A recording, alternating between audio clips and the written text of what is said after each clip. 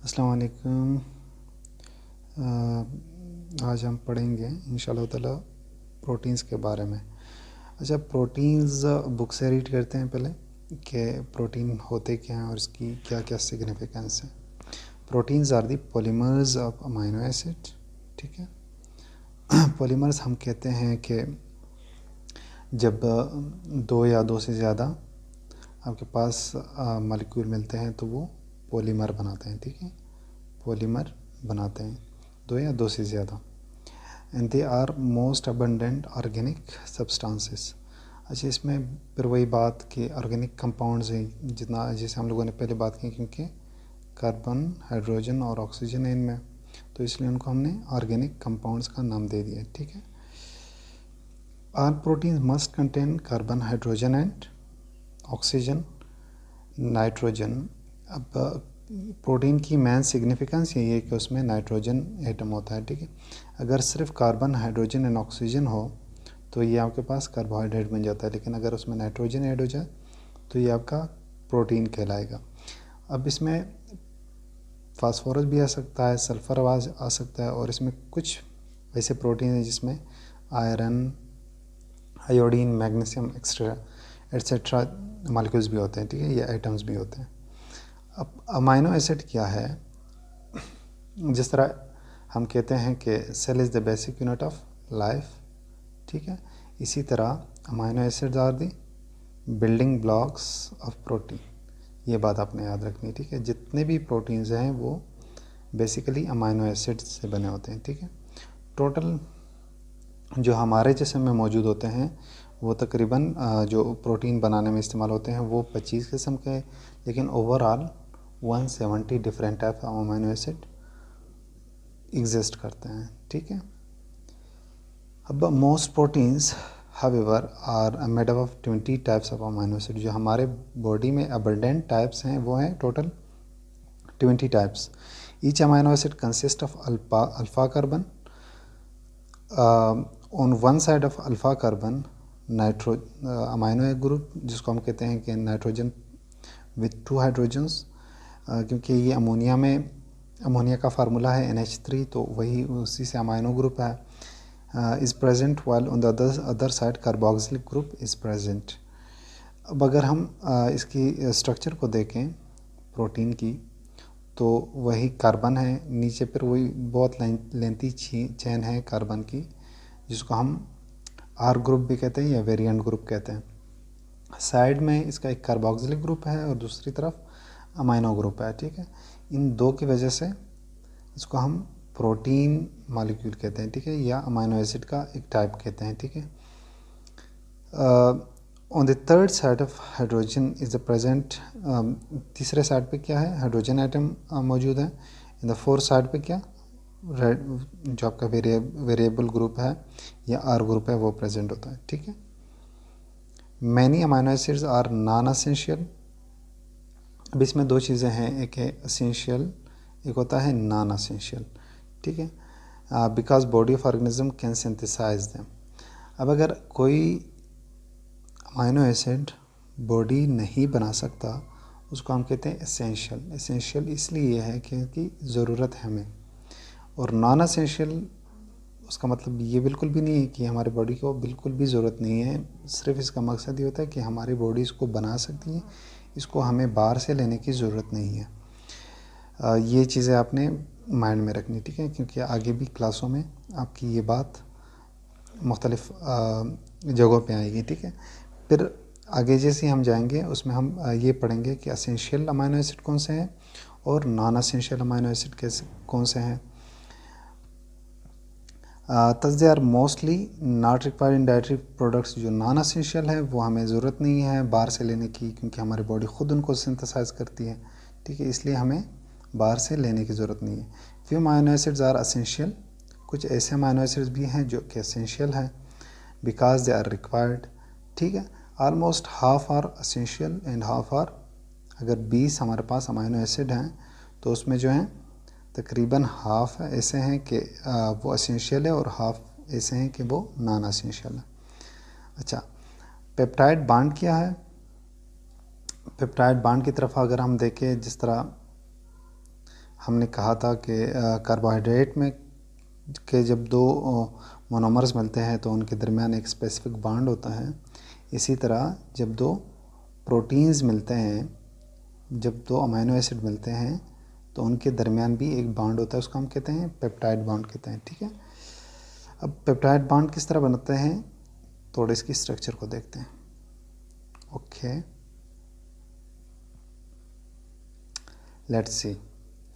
अब अगर ये एक अमीनो एसिड है, ये दूसरा अमीनो एसिड है, ठीक है, ये अगर आपस में मिलते हैं, ठीक है, तो इन नाइट्रोजन और कार्बन के बीच में जो बॉन्ड बनेगा उसको हम कहते हैं पेप्टाइड बॉन्ड। ठीक है, इसका कार्बोक्सिलिक ग्रुप, उसका अमाइनो ग्रुप, ठीक है, ये दो आपस में बॉन्ड बनाते हैं। ठीक है, ये आपका कार्बोक्सिलिक ग्रुप है ये, और यहाँ से आपका नाइट्रोजनस ग्रुप है। इसके दरमियान जो बॉन्ड बनेगा उसको हम कहते हैं पेप्टाइड बॉन्ड। ठीक है, या peptide linkage. Okay, amino acids are link together to form polypeptide chain. Poly इसलिए कहते हैं क्योंकि ये दो से ज़्यादा की चेन है। The linkage between amino acids are called peptide or amide linkage. ठीक है, क्योंकि अमाइनो ग्रुप इसमें इन्वॉल्व है, इसलिए इसको हम अमाइड लिंकेज भी कहते हैं या पेप्टाइड लिंकेज भी कहते हैं। One or more peptide chain unite to form protein molecule. ठीक है, जब दो एक या एक से ज़्यादा इस तरह के पॉलीपेप्टाइड चेन बनते हैं तो उसको वो प्रोटीन मॉलिक्यूल बनाते हैं।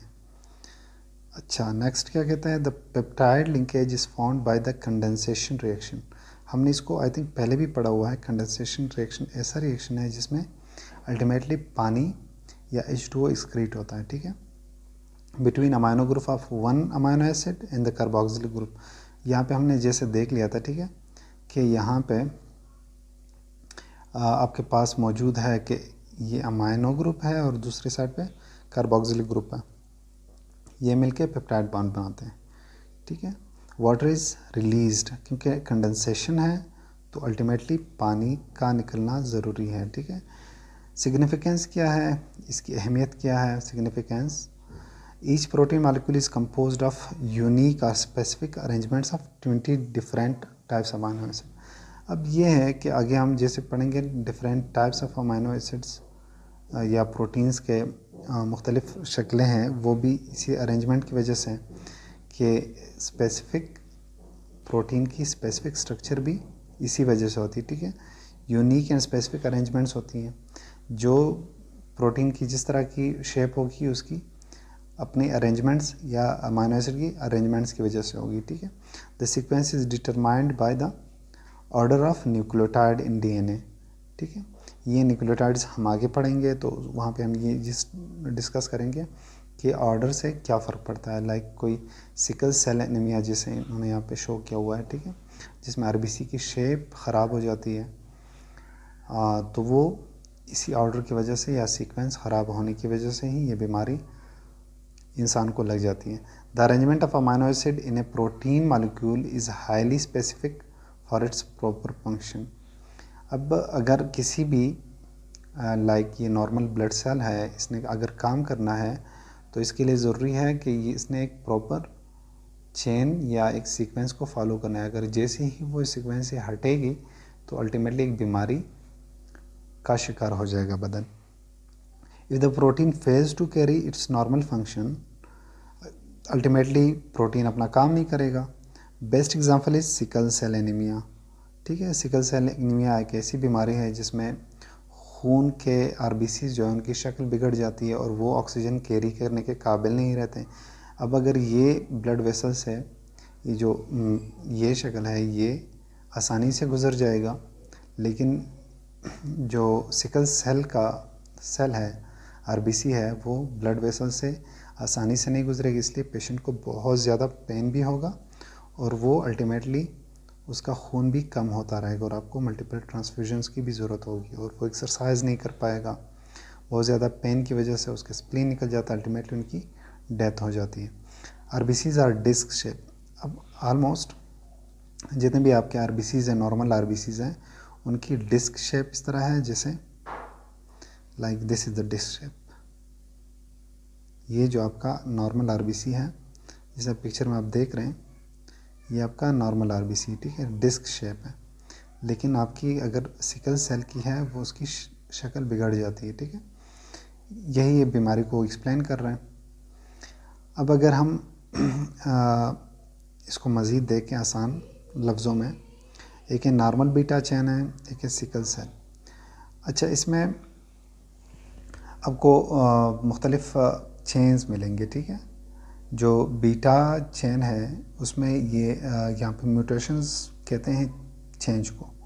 जो 6 नंबर है, जहाँ पे अमीनो एसिड नंबर 6 है पॉलीपेप्टाइड चेन में, वहाँ पे ग्लूटामेट को रिप्लेस कौन कर लेता है? वेलिन।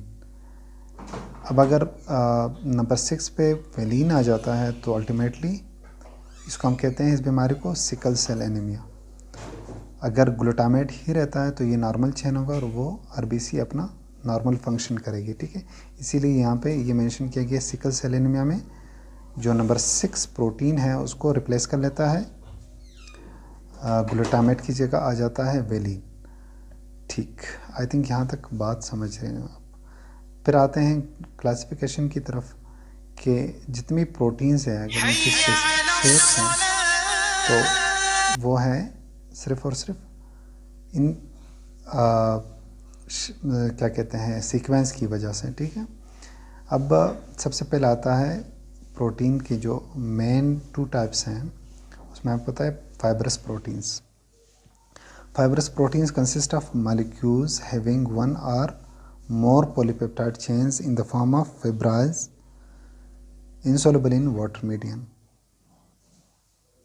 अच्छा, इसमें मेन पर हम डायग्राम की तरफ चले जाते हैं, लेकिन यहाँ पे इन्होंने डायग्राम शो नहीं किया है। अब ये कहता है fibrous protein consist of molecules having 1 और more polypeptide chain in the form of fibrils insoluble in water. अब ये स्ट्रेट चेन बनाते हैं, ठीक है, स्ट्रेट चेन फाइब्रिल्स बनाते हैं जो कि पानी में इंसोल्युबल रहते हैं, ठीक है। They are non crystalline and elastic in nature. Fibrous protein perform structural role in cells in organism. Examples are keratin, fibrin जो कि नेल्स, और उसमें फाइब्रिन आपके ब्लड क्लॉटिंग में मेन रोल करता है, मायोसिन आपके मसल सेल में, and sickle cell fibres, silk fibres that are silk worm, ठीक है। एक तरह का उसे सिल्क का कपड़ा भी बना जाता है, ठीक है। कोलेजन है, connective tissue of the skin है, जब आपकी स्किन फ्लेक्सिबल इसी की वजह से रहती है, ठीक है। देन हम आते हैं ग्लोबुलर प्रोटीन्स की तरफ। दे आर स्फेरिकल, और इनकी शेप स्फेरिकल आ जाती है, ठीक है, यार एलिप्सॉइड आ जाती है। The shape is due to multiple folding of polypeptide chain, क्योंकि वो स्ट्रेट थे, जो आपके फाइब्रस थे उनकी इस तरह स्ट्रेट स्ट्रक्चर थी, लेकिन जो आपके ग्लोबुलर प्रोटीन है वो इस तरह अपने ऊपर वर्ल करते हैं, तो इसलिए इसका ग्लोबुलर शेप आ जाता है, ठीक है।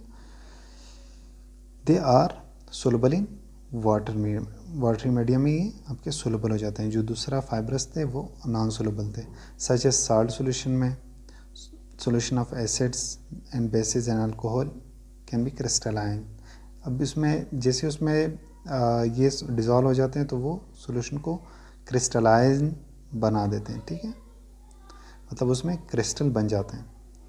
Okay, they can be disorganised with the change in physical and physiological environment.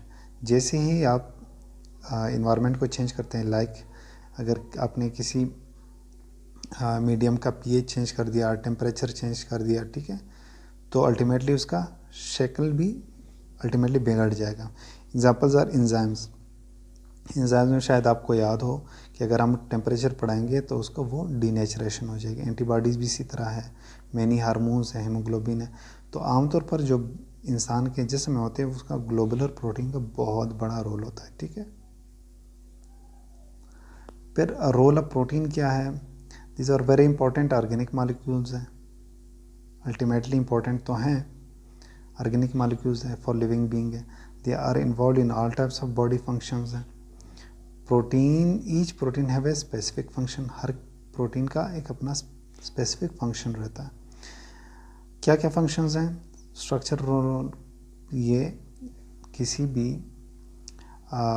बदन में या इंसान की बॉडी में मुख्तलिफ जो आज़ा है उनके शक्ल बनाने में या उनका शक्ल मेंटेन करने में उसका मेन रोल होता है। लाइक बोन है, नेल्स हैं, हेयर हैं, इनके स्पेसिफिक शेप्स हैं वो इन्हीं प्रोटीन की वजह से। फ्लैश है, गोश्त, जितने भी आपके बॉडी बिल्डर्स हैं वो प्रोटीन लेते हैं इसीलिए क्योंकि आपका सारा गोश्त इसी से बनता है, या मसल मांस इसी की वजह से बनता है। Even blood of higher animals contain huge quantity of proteins. Okay, protein provide mechanical support है। मैकेनिकल आपका किसी भी काम के लिए जो आपको स्ट्रक्चरल सपोर्ट की ज़रूरत होती है उसको हम कहते हैं mechanical support. Many structural support determine the shape of organism. मतलब मैकेनिक लफ्ज़ ही शेप से जुड़ा हुआ है, तो अगर आपको प्रोटीन प्रॉपर मिकदार में नहीं मिलता तो वो अल्टीमेटली लीन बॉडी उसकी होगी, कमज़ोर जिस्म होगा, उसकी कोई प्रॉपर शेप नहीं बनेगी। अब the cell and provide mechanical strength है। सेल को स्ट्रेंथ, ये protect soft and delicate organs of the, उसकी हिफाजत भी कर लेते हैं। लाइक बोन्स है, अगर बोन्स किसी के बदन में कमज़ोर हैं तो अल्टीमेटली उसके बदन को जल्दी नुकसान पहुंच सकता है। कोलेजन फाइबर्स हैं, साइटोस्केलेटन है। साइटोस्केलेटन भी हम आगे सेल के चैप्टर में पढ़ेंगे। फंक्शनल रोल क्या है? Enzymes are proteins, they are proteins. Okay, work as biocatalyst, हमने पहले इसको डिस्कस किया हुआ है। सेलुलर रिएक्शंस में catalysed by enzymes which decrease energy of activation है। अगर एंजाइम्स का किसी भी जानवर या जानदार के जिसम में बहुत बड़ा रोल होता है, अगर एंजाइम काम नहीं करेंगे तो आपके बहुत सारे रिएक्शन अल्टीमेटली रुक जाएंगे। Many proteins help in transportation such as haemoglobin. Haemoglobin आपके ब्लड का एक बहुत बड़ा पार्ट है, ठीक है। अगर किसी का भी हीमोग्लोबिन कम रहता है तो अल्टीमेटली उसको वीकनेस, थकावट और अल्टीमेटली उसको इश्यूज़ रहेंगे, ठीक है। वो कोई काम काज आसानी से नहीं कर पाएगा क्योंकि वो ऑक्सीजन आपको कैरी करके मुख्तलिफ़ जगहों पे पहुंचाता है। मायोग्लोबिन भी आपका बहुत बड़ा रोल प्ले करता है आपके जिस्म में। Another protein complex that stores oxygen the red muscles, ठीक है। मायोग्लोबिन आपका जो फ्लैश का मेन रेड कलर है वो मायोग्लोबिन की वजह से है। Protein molecules are store energy in the muscles, ठीक है। जो आपकी एनर्जी स्टोरेज का मेन काम है वो मायोग्लोबिन का है। They which supply energy to the body when outside source of food is inadequate. अगर बाहर से उसको खुराक पूरी नहीं मिल रही तो फिर एनर्जी आपको मायोग्लोबिन अल्टीमेटली दें। इसका मतलब ये है कि अगर आपको 2-3 दिन खाना नहीं मिलेगा तो ये जो मायोग्लोबिन है ये अल्टीमेटली डिग्रेड होना शुरू हो जाएगा और इसी से ही आपके मसल्स आपकी एनर्जी हासिल करते रहेंगे, ठीक है, जब तक आप अपने नॉर्मल सोर्सेज की तरफ बढ़ते नहीं हैं, आपको नॉर्मल फूड अवेलेबल नहीं रहता, ठीक है। अल्टीमेटली आपकी मसल मास कम होता जाएगा। Proteins also provide immune responses है। जितने भी आपके एंटीबॉडीज़ हैं, ठीक है, वो आपके प्रोटीन से बने होते हैं। इसीलिए अगर आपको कोई भी इन्फेक्शन होता है तो आपको खाने का बहुत ख्याल रखना चाहिए। ब्लड क्लोटिंग प्रोटीन्स फाइब्रिनोजन है, प्रोथ्रम्बिन है, ये आपके क्लोटिंग फैक्टर्स है जो प्लेटलेट्स को काम पे लगाते हैं, ठीक है। कोई भी आपको इंजरी होती है फाइब्रिनोजन और प्रोथ्रम्बिन का उसमें मेन रोल होता है, ठीक है। प्रोटीन्स हार्मोन्स इस तरह होते हैं जैसे TSH है आपका मेन हार्मोन है, ठीक है, इसी से बना होता है। Contractility of is one of the most outstanding property. ये कंट्रैक्टाइल रहते हैं, जैसे यूनिसेलुलर सेल में पढ़ते हैं cilia and flagella and actin and myosin. Spindle fibers हैं सेल में। अगर आपके प्रोटीन्स की ये कैपेसिटी नहीं होती तो आपके जो आपके सेल होते हैं वो फ्रेजाइल होते हैं, वो आसानी से टूट जाते हैं।